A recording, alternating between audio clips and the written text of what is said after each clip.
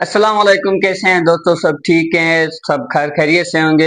अल्हम्दुलिल्लाह मैं भी ठीक हूँ। मैं हूँ आपका अपना आबिद हुसैन साकी। हम आज एक ऐसी शख्सियत के बारे में बात करेंगे, एक ऐसे करेक्टर के बारे में, एक ऐसे किरदार के बारे में जिसने तकसीम हिंद में फैसला कुन किरदार अदा किया था, लेकिन उसका अंजाम बड़ा ही खौफनाक और खूनरेज साबित हुआ। मैं बात कर रहा हूँ लॉर्ड माउंटबेटन की। जी, इनका असल नाम जो था Louis Francis Albert Victor Nicholas Mountbatten था। ये सन 25 जून 1900 ईस्वी में इंग्लैंड के एक शहर फ्रैगमोर विंडसर हाउस में पैदा हुए। इनका ताल्लुक एक शाही खानदान और फौजी पसमंदर वाले खानदान से था। इनके वालिद प्रिंस लॉइस ऑफ बेटनबर्ग थे, जो रॉयल नेवी में आला ओहदों पर फायद रह चुके थे। इन्होंने शुरुआती तालीम इंग्लैंड में ही हासिल की। उसके बाद आला तालीम के लिए रॉयल नेवल कॉलेज, ऑसबर्न और डार्टमाउथ जैसे बड़े कॉलेजों में दाखिला लिया। मतलब कि इन्होंने बाकायदा तौर पर एक बहरिया की तालीम और तरबियत हासिल की। यही आला तालीम उसको एक कामयाब कमांडर और एडमिरल बनाने में भी अहम किरदार अदा किया। अब बात करते हैं इनके फौजी कैरियर के बारे में। सन 1913 ईस्वी में सिर्फ 13 साल की उम्र में इन्होंने रॉयल नेवल कॉलेज और ऑसबॉर्न कॉलेज जैसे बड़े कॉलेजों में दाखिला लिया और 1916 ईस्वी में बरतानवी बहरिया में बाकायदा एक कैडेट के तौर पर अपनी खिदमत सर अंजाम देने लगे। उसके बाद जंग अजीम अव्वल के आखिरी हिस्से यानी फर्स्ट वर्ल्ड वॉर के आखिरी हिस्से में इन्होंने बाकायदा तौर पर बरतानवी बहरिया की बड़ी जिम्मेदारियां संभालना शुरू की। इनको बुनियादी तौर पर कम्युनिकेशन और सिग्नलिंग के माहिर भी बने, जो उस वक्त नया शोबा था लेकिन मौसर था। इनके तेज सीखने की सलाहियत और शाही ताल्लुकात की वजह से इनको आगे बढ़ने में बड़ी मदद मिली। सन 1943 ईस्वी में इन्हें साउथ ईस्ट एशिया कमांड का सुप्रीम कमांडर मुकर्रर कर दिया गया था। यह जापान के खिलाफ बड़े सगीर और बहरुल कायल में इन्होंने बड़ी मेहनत बिया से लड़ी और इत्तेहादी फौजों के साथ जंग अजीम दोयम यानी सेकंड वर्ल्ड वॉर 2 जीतने में अहम किरदार अदा किया।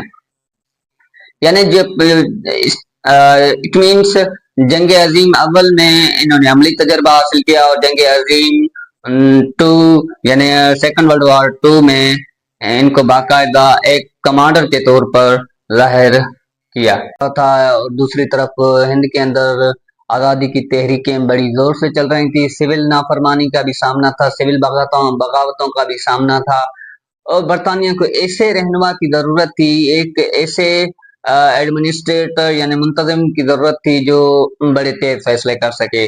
और नेहरू, गांधी और मोहम्मद अली जिन्ना यानी कायदे आजम के साथ बातें कर सके और तकसीम हिंद का मामला जो है 1948 तक हल कर सके। इसी वजह से बरतानिया ने माउंटबेटन को ये हिदायत दी थी कि वो जाएं हिंद के अंदर और गांधी जिन्ना से बातें करें, इनको रजामंद करें तकसीम हिंद के मामले पर, और ये तरीका जो सारा हो पुरअमन तरीके से हो। एक तरफ फसादात जो थे वो बढ़ते चले जा रहे थे हिंद के अंदर, दूसरी तरफ बरतानिया में अब इतनी ताकत नहीं रही थी कि वो हिंद पर मजीद अपनी गिरफ्त बरकरार रख सके।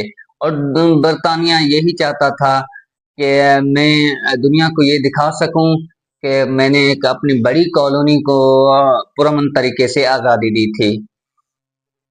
हिंद के लोगों को बड़ी कुर्बानियों बड़ी मशक्क़तों के बाद 2 अलग वतन मिले, यानी पूरे बरे सगीर को 2 अलग मुल्कों में तकसीम कर दिया गया था। एक था इंडिया यानी भारत, दूसरा पाकिस्तान। 14 अगस्त 1947 में को पाकिस्तान को आज़ादी मिली, 15 अगस्त 1947 को इंडिया को आज़ादी मिली।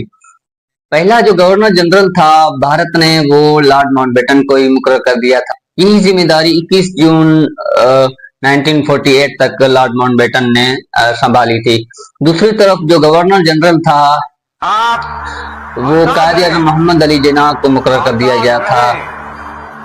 उसके बाद लॉर्ड माउंटबेटन ने 21 जून 1948 کو अपना गवर्नरशिप छोड़ दी थी। उसके बाद ये बरतानिया मुंतकिल हो गए थे।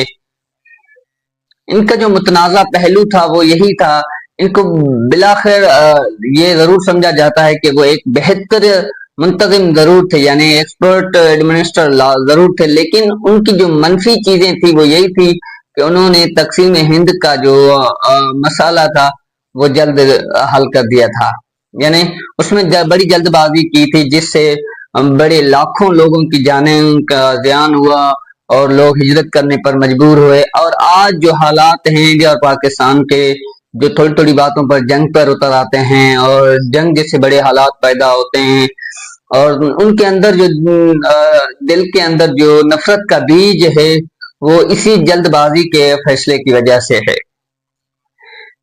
लॉर्ड माउंटबेटन जब बरतानिया मुंतकिल हो चुके थे तो वापस जाकर उन्होंने दोबारा रॉयल नेवी में अपनी खिदमत सर अंजाम देने लगे। यानी बादशाह चार्ल्स के करीबी भी थे, उसके जो मौजूदा बरतानिया के बादशाह हैं उसके मशीर और सरपरस्त भी जरूर रहे। बात करते हैं लॉर्ड माउंटबेटन के अंजाम के बारे में। उनका अंजाम क्या हुआ, जो इतना उसके बारे में हम बात करेंगे, वो इतना दहशतनाक और दर्दनाक था। 27 अगस्त 1979 में वो छुट्टियां मनाने के लिए लॉर्ड माउंटबेटन आयरलैंड को गए हुए थे। वहां पर एक तंजीम थी आयरलैंड के अंदर, आयरिश रिपब्लिकन आर्मी। वो एक मज़ाहमती तंजीम थी जो बरतानिया के लिए सरदर्द बनी हुई थी। शुमाली आयरलैंड के एक साहिल मोलगमोर में लॉर्ड माउंटबेटन अपने अहले खाना के साथ, यानी अपने खानदान के साथ कश्ती यानी शेडो 5 कश्ती पर सवार होकर निकले थे सैर व तफरी के लिए। अभी थोड़ा दूर ही गए थे, वहां पर IRA यानी आयरिश रिपब्लिकन आर्मी ने खुफिया बम नस्ब कर रखा था, जो थोड़ी दूर जाते ही वो वहां पर फट चुका, जिससे शदीद किस्म के लॉर्ड माउंटबेटन जख्मी हो चुके थे।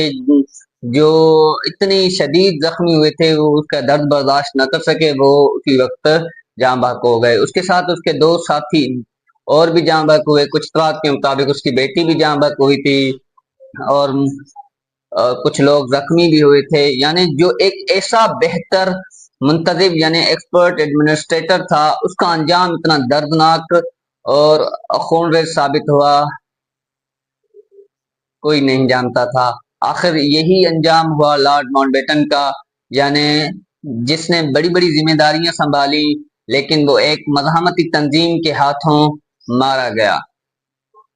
इसकी हलाकत के बाद बरतानिया और यूरोप में हलचल मच चुकी थी और जो शाही खानदान था, रॉयल जो फैमिली थी बरतानिया की, उसको बड़ा शदीद सदमा